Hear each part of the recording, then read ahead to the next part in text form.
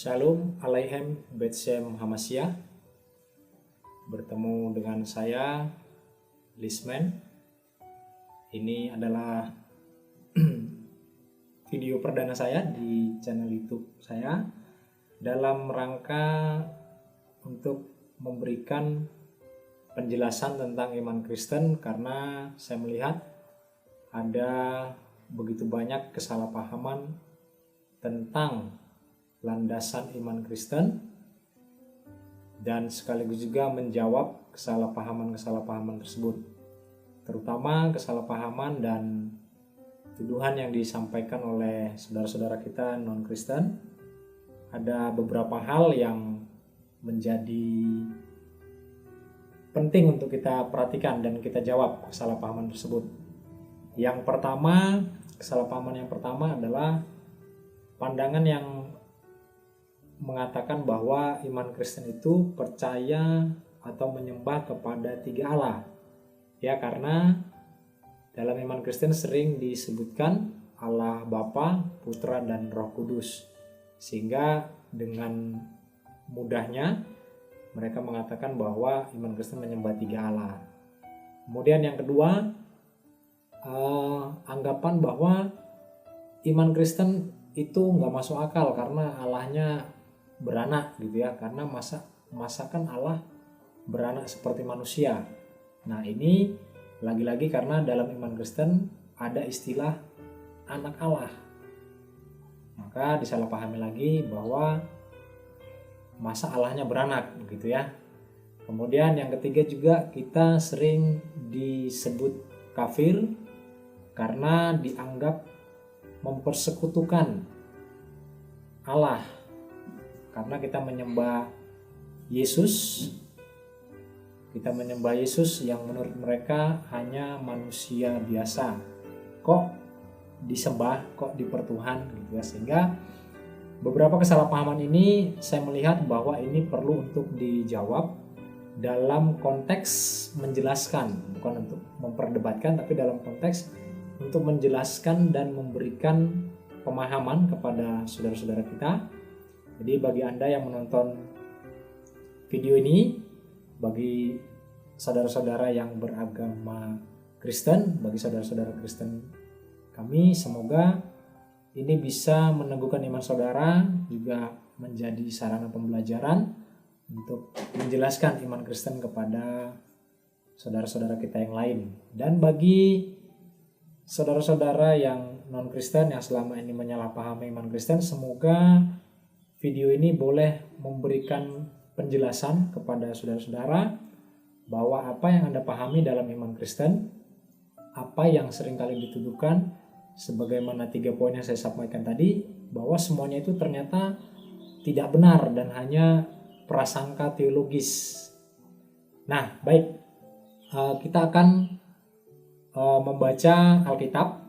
Ini Alkitab Kristen ya. Dan di dalam Alkitab Kristen perlu dipahami itu ada perjanjian lama yang disebut perjanjian lama dan ada perjanjian baru. Kenapa demikian? Jadi perjanjian lama itu sama dengan kitab sucinya orang Yahudi yang disebut Tanah, Torah, Nevim, Ketuvim. Kenapa kitab itu disebut perjanjian lama? Karena dalam perspektif iman Kristen, Tanah itu adalah nubuatan-nubuatan tentang akan datangnya Mesias, dan kemudian sudah digenapi dalam Yesus. Jadi Tanah itu disebut perjanjian lama. Kemudian kitab Injil yang ditulis oleh murid-murid Yesus dan juga surat-surat dari murid-murid Yesus seperti Paulus, dari salah satu ahli Taurat yang kemudian mengalami perjumpaan dengan Yesus dan menjadi pengikut Yesus. Jadi dari tulisan-tulisan mereka ini kemudian disebut sebagai perjanjian baru karena merupakan penggenapan dari kitab Taurat tadi. Jadi dalam kitab Kristen ini ada Taurat dan ada Injil ya. Jadi ada perjanjian lama itu sama dengan Taurat, dan ada perjanjian baru yaitu Injil yang ditulis oleh murid-murid Yesus. Nah, kembali ke pembahasan yang tadi saya katakan, kita akan coba membahas pelan-pelan ya. Tadi saya katakan bahwa iman Kristen adalah menyembah juga satu Allah. Jadi iman Kristen itu, sekali lagi perlu saya tegaskan bahwa iman Kristen menyembah satu Allah yang esa. Tidak ada menyembah dua Allah, tiga Allah, atau beberapa jumlah Allah, tapi hanya menyembah satu Allah yang esa. Ini bisa kita baca dari penjelasan Yesus sendiri ketika dia berdialog dengan orang-orang Farisi dan ahli Taurat pada saat itu. Kita akan lihat di Injil Markus pasal yang ke-12 ya, Injil Markus pasal yang ke-12. Injil Markus pasal yang ke-12 ayatnya yang ke-29. Injil Markus pasal 12 ayat yang ke-29. Demikian bunyinya. Jawab Yesus, hukum yang terutama ialah, dengarlah hai orang Israel, Tuhan Allah kita, Tuhan itu esa. Jadi dalam Markus 12 ayat 29 ini Yesus sendiri mengkonfirmasi, Yesus sendiri mendeklarasikan kepada di hadapan orang Farisi, orang Israel pada saat itu, bahwa hukum yang terutama adalah keesaan Allah. Tuhan Allah kita, Tuhan itu esa. Dan ini sesuai dengan apa yang tertulis dalam kitab Tauratnya orang Yahudi, yaitu dalam Ulangan pasal 6 ayat yang keempat. Dalam bahasa Ibraninya, Shema Yisrael Adonai Eloheinu Adonai Echad. Shema Israel Adonai Eloheinu Adonai Echad. Nah, ini adalah syahadat dari iman Yahudi bahwa hanya ada satu Allah, Allah yang esa. Dan Yesus mengkonfirmasi, Yesus menegaskan tentang keesaan Allah itu. Jadi Yesus sendiri tidak pernah mengajarkan ada berapa jumlah Allah, tapi hanya ada satu Allah yang esa. Nah, pertanyaan sekarang, Allah yang esa yang dimaksud, Allah yang esa yang disembah oleh iman Kristen, dalam pengertian iman Kristen itu seperti apa? Dan juga dalam pengertian iman Yahudi seperti apa? Ya, karena Yesus sendiri mengatakan bahwa dia hadir ke dunia ini bukan untuk meniadakan hukum Taurat, tetapi untuk menggenapinya. Ya, kita baca itu tertulis di Matius pasal yang kelima ayat yang ke-17. Saya bacakan. Matius pasal yang kelima ayat yang ke-17. Yesus berkata demikian. Janganlah kamu menyangka bahwa aku datang untuk meniadakan hukum Taurat atau kitab para nabi. Aku datang bukan untuk meniadakannya, melainkan untuk menggenapinya. Jadi sekali lagi, Yesus mengakui kebenaran hukum Taurat. Yesus menegaskan bahwa dia tidak dalam konteks untuk menghapuskan atau meniadakan hukum Taurat, tapi Yesus adalah menggenapi hukum Taurat. Nah, ini yang saya katakan tadi bahwa iman Kristen itu adalah penggenapan dari hukum Taurat. Nah, sekarang bagaimana hukum Taurat menjelaskan atau bagaimana hukum Taurat memberikan pemahaman tentang keesaan Allah? Kita akan baca dari Sefer Bereshit ya, dari Taurat Sefer Bereshit, kitab Kejadian ya, Kejadian pasal yang pertama ayat 1 sampai 3. Ini berbicara tentang permulaan penciptaan. Jadi bagaimana Allah menciptakan dan juga menjelaskan, memberikan gambaran pada kita pribadi Allah yang menciptakan itu seperti apa. Ya. Sefer Bereshit Kejadian pasal 1 ayat 1 sampai 3. Saya bacakan dalam bahasa Indonesianya. Pada mulanya Allah menciptakan langit dan bumi. Ya, dalam bahasa Ibraninya Bereshit bara Elohim et Hasamayim. Ve'et haaretz. Ya, jadi Bereshit bara Elohim. Elohim, Allah di sini dalam kata Ibrani Elohim. Nah, memang kalau kita ngelihat bentuk katanya, kata Elohim ini adalah dalam bentuk plural, ya, dalam bentuk jamak, sehingga ada beberapa orang yang lagi-lagi salah paham dan langsung mengasumsikan bahwa Elohim itu dalam bentuk jamak berarti ada lebih dari satu Allah, ya. Kemudian dikatakan ada Allah yang superior yang lebih berkuasa daripada Allah-Allah yang lainnya. Nah, mari kita lihat lebih teliti ayat ini. Bereshit bara Elohim. Elohim dalam bentuk plural jamak. Tapi kita lihat kata bara, menciptakan. Bereshit bara Elohim. Pada mulanya menciptakanlah Allah. Menciptakan tuh dalam bahasa Ibrani-nya bara. Nah, bara di sini dalam bentuk singular, maskulin, ya kan, dalam bentuk singular. Jadi sementara dalam tata bahasa Ibrani, ya, kalau memang subjeknya merujuk kepada subjek yang plural, maka kata kerjanya juga harusnya dalam bentuk plural. Tapi ini kata bara itu dalam bentuk, kata menciptakan di sini dalam bentuk single, dalam bentuk tunggal. Maka artinya apa? Jadi Elohim dalam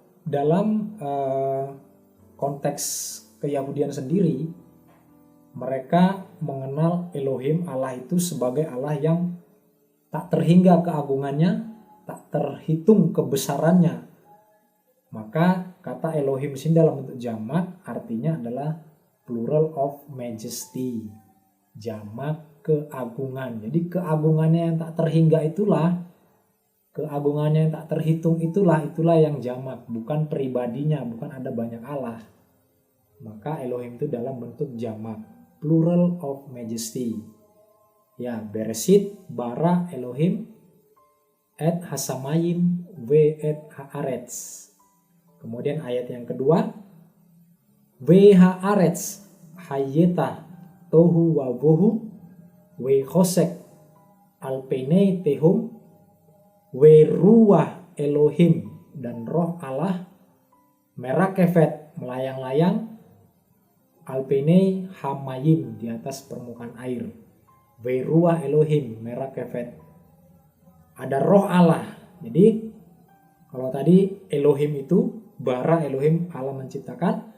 Kemudian ada ruah Elohim, roh Allah, merakefet, melayang-layang, memberikan kehidupan. Kemudian di ayat yang ketiga, berfirmanlah Allah, jadilah terang, lalu terang itu jadi.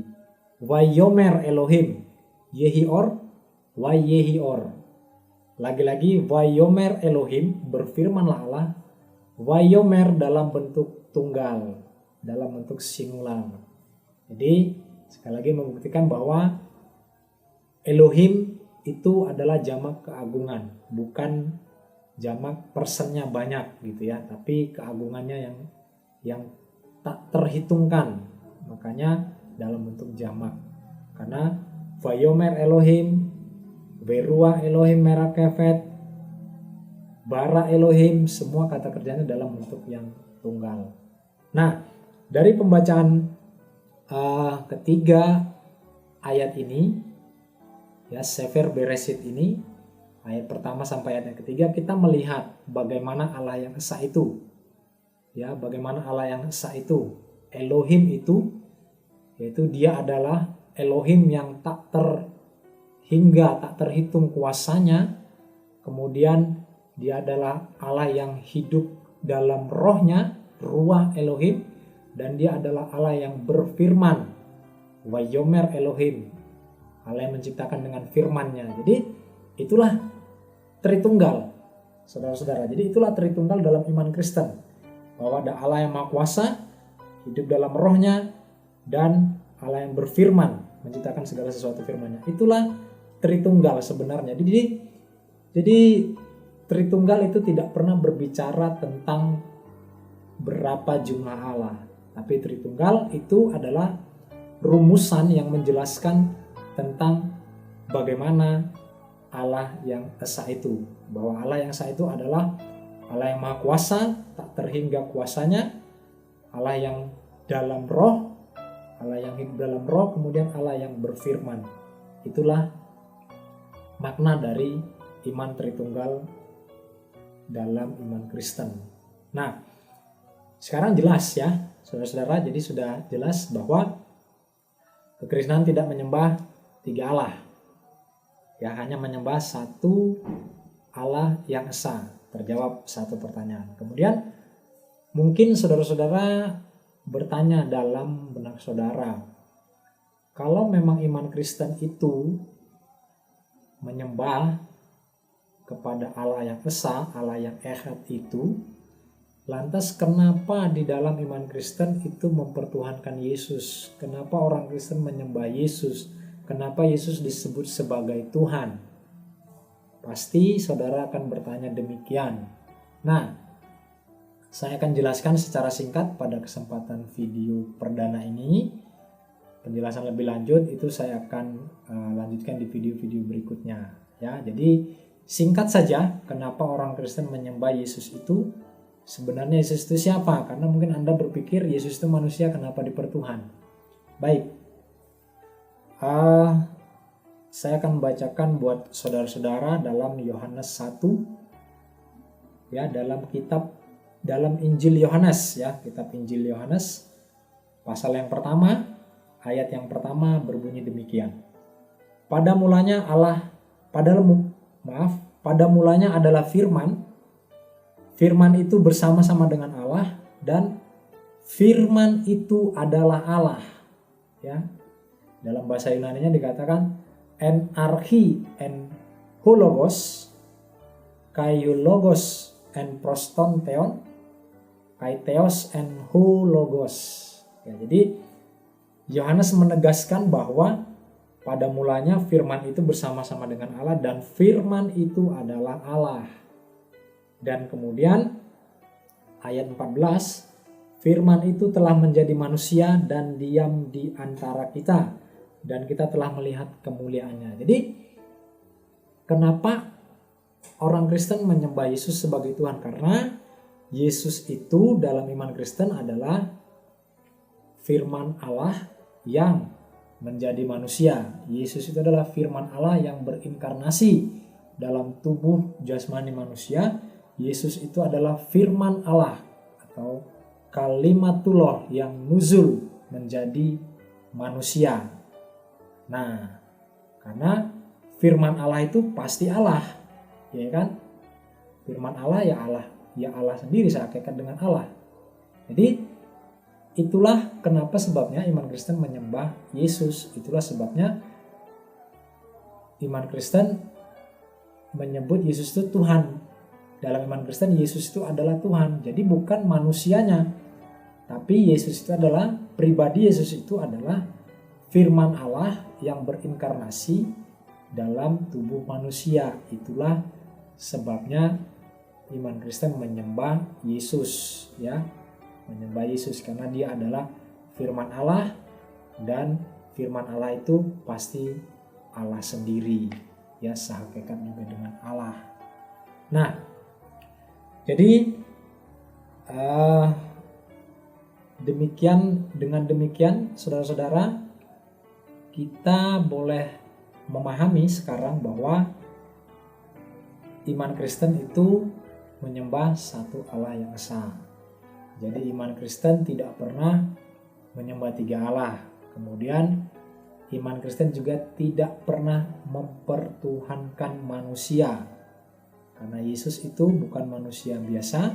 Yesus itu adalah firman Allah sendiri yang nuzul, yang berinkarnasi dalam tubuh manusia. Kemudian satu istilah lagi yang mungkin sering disalahpahami. Karena dalam iman Kristen sering dikatakan atau ada satu istilah, yaitu anak Allah. Nah, ini juga menjadi persoalan lagi. Seringkali disalahpahami bahwa gak logis dan aneh sekali kalau Allah itu beranak.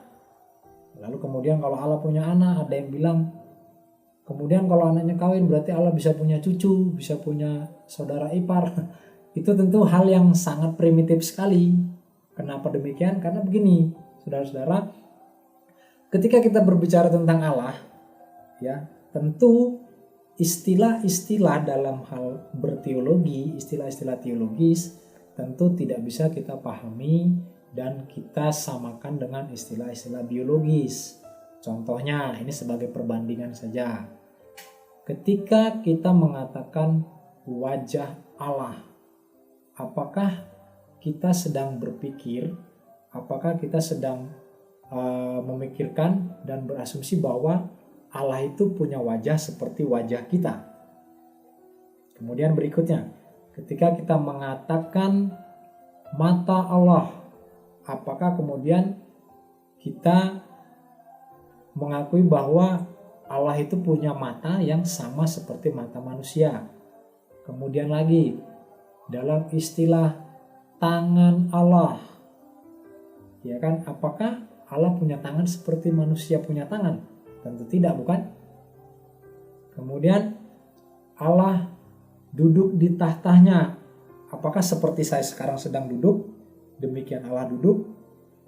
Nah, jadi kalau kita bisa memahami wajah Allah tidak seperti wajah kita, tidak seperti wajah manusia, tidak seperti wajahmu, kemudian mata Allah tidak seperti matamu, tangan Allah tidak seperti tanganmu, maka dengan logika yang sama, anak Allah tidak bisa kita artikan seperti anak kita, seperti anak manusia, seperti dalam makna biologis dengan logika yang sama. Jadi itu adalah bahasa kiasan, itu adalah bahasa untuk supaya dimengerti oleh manusia, maka dipergunakan bahasa manusia. Ya, jadi tidak ada pernah dalam iman Kristen ataupun dalam orang Kristen ketika mengatakan aku menyembah kepada anak Allah kemudian berpikir bahwa ada Allah, ya, kemudian dia punya anak secara seperti manusia punya anak gitu ya, anak biologis gitu. Jadi sama sekali bukan demikian, ya. Ya, baik saudara-saudara. Jadi saya kira untuk video perdana kali ini cukup sampai di sini. Sekali lagi video ini saya buat karena saya melihat ada begitu banyak kesalahpahaman dari saudara-saudara kita, dan kerinduan saya semoga video ini boleh menjawab, memberikan penjelasan atau setidak-tidaknya memberikan gambaran kepada saudara-saudara yang selama ini mungkin salah paham tentang iman Kristen, supaya saudara dapat memahami bahwa ternyata iman Kristen tidak seperti apa yang saudara bayangkan. Dan yang kedua, tentu kita harus mengerti bahwa kita tidak bisa menilai iman orang lain dengan ukuran perspektif agama kita, karena memang sudah berbeda. Kita tidak bisa menilai Alkitab agama lain dari perspektif Alkitab agama kita. Jadi supaya kita sama-sama mengerti, supaya kita bisa berdialog dengan baik dalam rangka menjelaskan iman kita ya kepada saudara-saudara kita yang tidak seiman, dalam rangka dialog, dalam rangka membangun komunikasi tanpa harus menyalahpahami, tanpa harus menuduh, tanpa harus mencaci maki. Ya, jadi kita bisa berdialog ya, saling sharing, menjelaskan iman kita tanpa harus menyakiti yang lainnya. Jadi semoga kita di negeri ini menjadi orang-orang yang semakin dewasa dalam iman. Kita bisa menjelaskan iman kita tanpa harus menyerang iman orang lain, sehingga kita menjadi bangsa yang kuat, bangsa yang beriman dan berketuhanan yang Maha Esa. Yang demikian bagi saudara-saudara yang Kristen, semoga video ini meneguhkan iman saudara, dan semoga video ini juga bisa menjadi referensi yang sederhana bagi saudara ketika saudara merasa perlu untuk menjelaskan apa yang saudara imani kepada orang-orang yang belum paham atau yang belum mengerti. Dan pada kesempatan berikutnya, pada video-video berikutnya, saya akan coba menjelaskan tentang Yesus. Saya akan coba menjelaskan kenapa iman Kristen menyembah Yesus, kenapa ada istilah anak Allah, ada istilah anak manusia yang dikenakan kepada Yesus, ada juga istilah anak domba, juga istilah yang sering dipakai untuk merujuk kepada Yesus. Ya, sampai jumpa di video berikutnya. Semoga video ini menjadi penjelasan dan memberkati saudara-saudara sekalian. Terima kasih, Tuhan Yesus memberkati. Shalom Aleichem, Bet Shem Hamashiach.